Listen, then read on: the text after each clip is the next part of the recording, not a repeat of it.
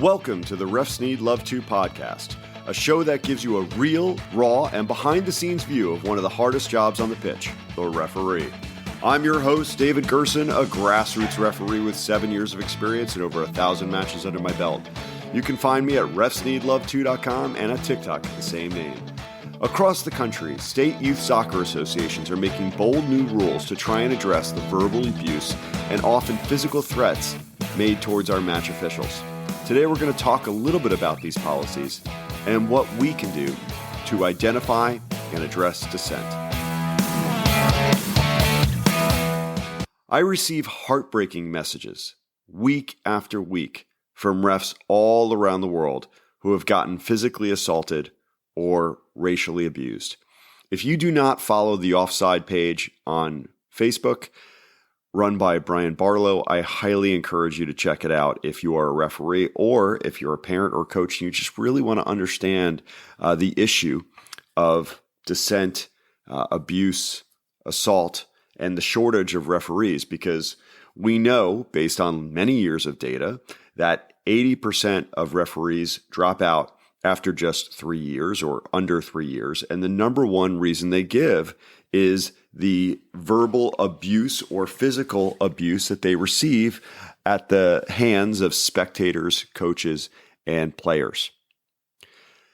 Today, we're going to talk about some things that have been happening about the policies that states are trying to put in place. And also, again, how do we deal with this? I also recognize that this is not just a soccer, as we call it in the U.S., or proper football issue. I hear and see numerous reports of ugly behavior in basketball and baseball and football and hockey. My gosh, in the grocery store, at Smoothie King, for gosh sakes. The result of disturbing fan behavior has seriously negative effects for all involved. And I think this is a society issue. I don't think it's just a sports issue. The question of youth sports, though, makes it really amplified. Obviously, in a situation with youth sports, there are children involved. There are large sums of money involved. I saw a report just last week that the youth sports industry in the United States is now an $18 billion a year industry. Recognize the NFL, which is our largest National Football League here in the United States, is a $14 billion industry. $18 billion. So there's a lot of people who feel that for the cost of admission, all of the money they're paying, thousands upon thousands of dollars to put their kids in different programs, that they feel entitled to yell at the officials. Or they've seen some examples in television and politics where it's okay to insult and verbally abuse people that they disagree with. I think it's a society issue without a doubt. But for the refs at the grassroots level, who often travel long distances, are giving up quality of time away from their own families, or spending significant amounts of physical energy to even step on the pitch.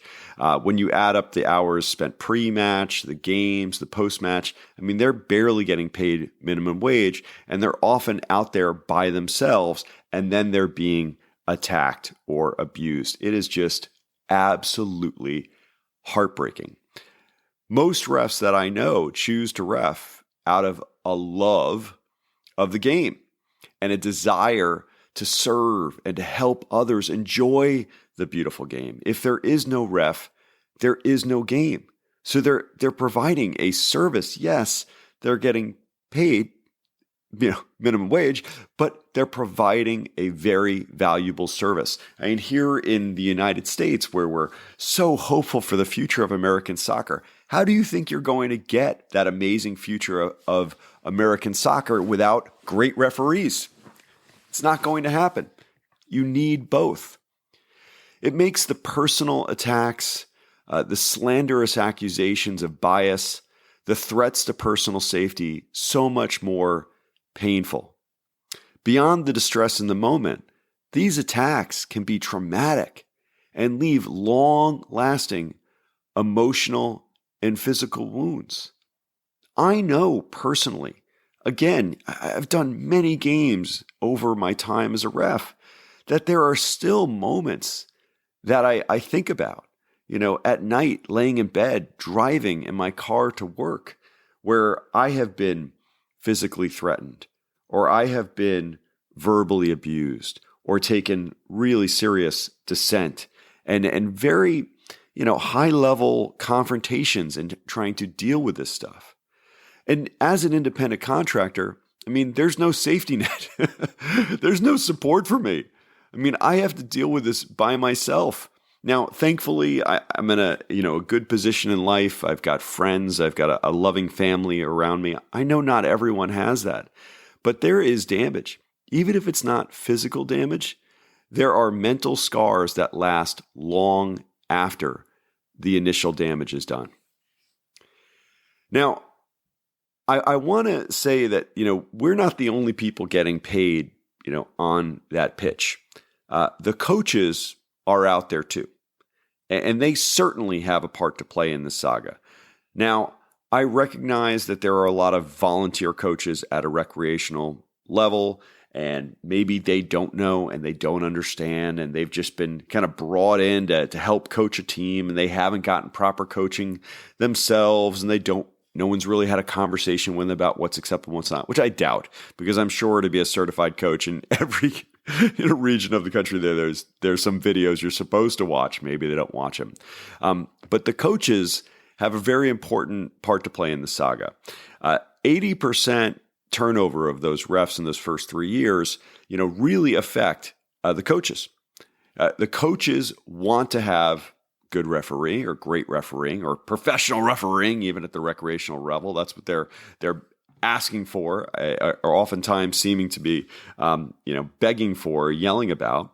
But their behavior is often what leads to a breakdown of a positive environment around the soccer pitch. When I talk to referees, especially youth referees, I hear story after story of kids who have dropped out or never came back because when they were 13 or 14 years old, they had an adult coach screaming at them on the pitch, screaming at them in their face about a call that they disagreed with. Can you imagine that anywhere else in life where another adult thinks that they can, threaten? And let me tell you, when you have an angry adult getting in the face of a 13, 14, 15, even 16-year-old kid, and they're yelling at them, you can't tell me that that's not threatening. Don't tell me that it's not a threat of physical harm when you're bigger and you're stronger than that person and you're yelling at them and they're by themselves. I've heard this over and over again. But when you talk to coaches about this behavior, they talk about, well, it's their job to try and keep the refs honest. Or if I don't say anything, how am I going to get calls? They literally think that their attempts to alter, dissent, or manipulate referees' decisions is actually a positive thing. Based on my experience, they just have no idea and they don't understand how their behavior contributes to a toxic environment. And let me tell you too, as you move up in the academies and the higher level coaches, and this is not I can't stereotype this, but I'll tell you in my personal experience, when I'm doing games in ECNL or I'm doing games MLS Next, you find that the coaches are much more restrained as it relates to the referees, that they treat us much more professionally. And I would also say, too, that they're much more professional with their players because they understand that you're going to win and you're going to lose based on what you've done during the week in practice and how well they execute what you've done during that week in practice. That yelling at a referee is not going to improve their situation. Also, it's not a good example for their kids because it's a personal excuse. When you're yelling at a referee or blaming a referee for you winning or losing a game, it takes away personal accountability. So the higher level coaches get this. I find the worst environments to be sometimes in semi-pro, and there are different associations. I won't name them out here. And then as you move a little bit down the academy ladder, and then even in recreational, when you get people who really don't understand the game or understand the impacts that their behavior is demonstrating. There are some states across the country now that are trying to address this with policies. States such as Utah, Colorado, Connecticut have put new guidelines in place designed to deal harsh penalties for anyone who verbally berates a ref. Additionally, the entire team can lose the right to have spectators for the entire season. And just to be clear, they're not trying to eliminate isolated outbursts of passion. Okay, so when someone goes, oh gosh, come on, or something like that, that's not what they're going for. They're trying to address again the profane, the personal, and prolonged dissent, or what we would consider abuse, threats to abuse or physical abuse that is all too common. And again, any physical abuse is too common. So what is personal? Let's talk about what is personal dissent, because I think when you're a grassroots ref, maybe you watch a couple videos. I know there were some this year in the research class, but it's painful to watch those things. I mean, and again, when you're in the middle of the pitch, it's very different than when you're watching it on a video. So what's personal? Personal would be, for me, ref, you suck. How can you make a call like that? You're the worst refs I've ever seen. You need to go get a pair of glasses. Get your glasses checked, ref. Stuff like that, where they're specifically talking to you, and they're questioning your credibility. Oh, ref, you're a freaking clown. How can you do that? Okay, that's a personal attack. And that has to be addressed. That is dissent. Secondly, we talk about profane. Now, profane is usually easier to define. That's when you're using really poor language. Let's say, the F word, calling you a C word. Again, I don't want to say these words here on the podcast, but when someone's being profane. They're using some extremely dirty or nasty language, and it's public. Okay, I'm sorry. That has to be addressed. The last one there is prolonged. So maybe it's not extremely bad every single time, but it just keeps on going on. They keep questioning every call. How's that a foul? Are you kidding? Really?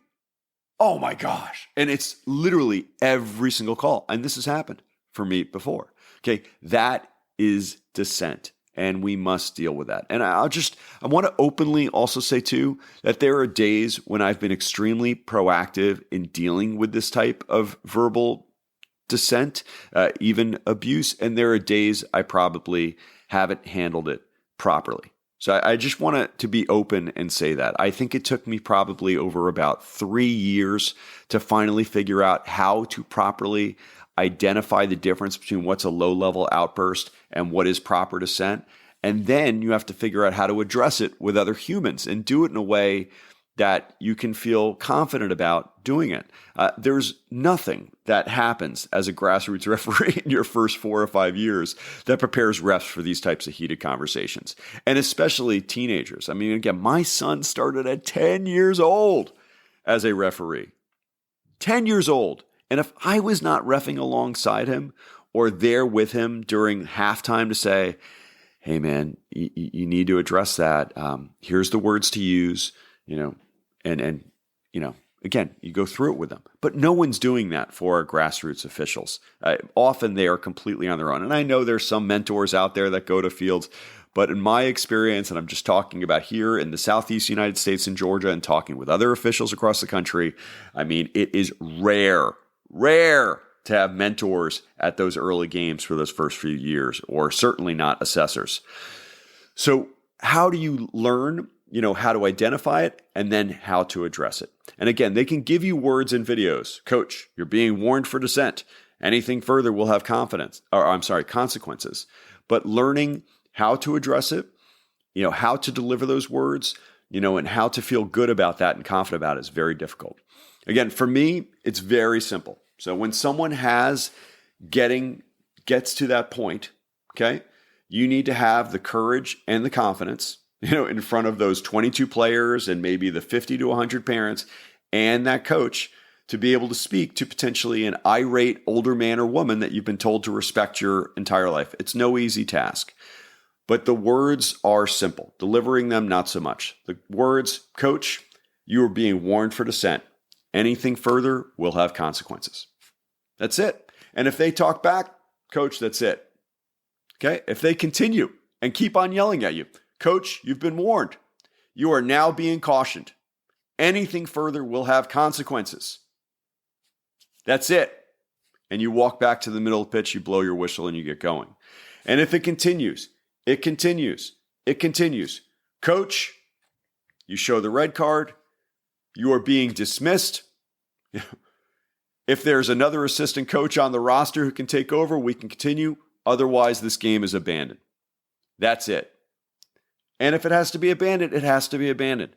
Your local association will back you up. Just make sure that you very quickly, record or write down whatever you need to record. If the situation is unsafe, gather your stuff, go to your car, and then start taking notes. Voice text them into your phone, whatever you need to do. Type them out into, a note taker or an email to your assessor so you can capture them. But the exact words they say is very, very critical. Do not be bashful. If they called you an effing a-hole, write down, they called me an effing a-hole. They said this, they said that. I gave them warnings at this minute. They continued at this minute. They continued again. We had to dismiss the coach after they said this, and this. And if your association doesn't support you, I'd be shocked. Let me know. I really want to know. But I find that associations are starting to crack down much harder. We just need to do a better job of dealing with it.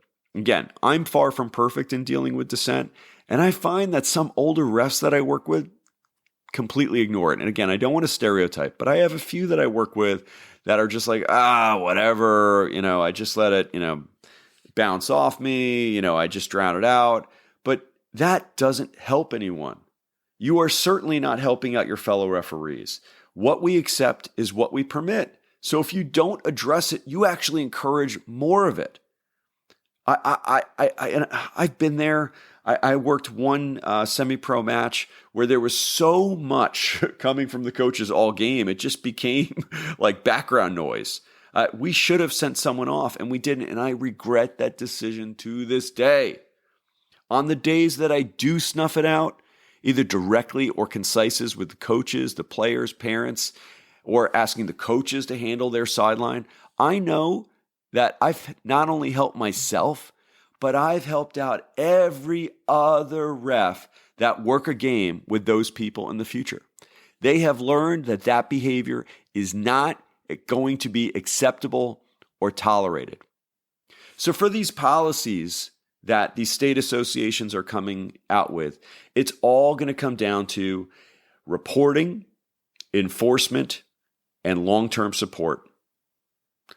We are not really preparing our referees to deal with this dissent, to deal with this verbal abuse, to deal with these threats to physical abuse that are received almost on a weekly basis. I think we need to do a much better job of tracking coaches that receive yellow cards for dissent at youth soccer or red cards. I know that we need to do a much better job of reporting, and this is for me as well as a ref, reporting when parent sidelines require warnings or individual parents requiring warnings or dismissals. We've got to start documenting this. If we do not document this and we can't show a pattern of behavior, it will never be properly addressed long term. So now the question is, will the zero tolerance policies help? Well, it is certainly a step in the right direction. I think zero tolerance may be a misnomer because there's always got to be some tolerance for behavior. We're not trying to eliminate the atmosphere of a well-played and highly contested match. I think we want that. We want the energy. We want the passion. I think we're just asking for common decency and respect. It's not too much to ask. Well, thank you guys for listening in today. I hope you enjoyed the session. I'd love to get your comments and feedback. And if you want to share your story with me, I constantly am emailing with people at refsneedlove2@gmail.com. You could certainly interact with me on my TikTok at refsneedlove2. You can check out the blog online, maybe purchase some merch as well and get some, Ref Love t-shirts or other gear there. Again, it is my pleasure to, have this opportunity, to have this platform to interact with you. It brings me a joy and smile every single day. And I think about this community of referees all around the world every time I do this. I care about you. I want you to do your best. I want you to have fun. And I wish for you that in your next game, it is red card free.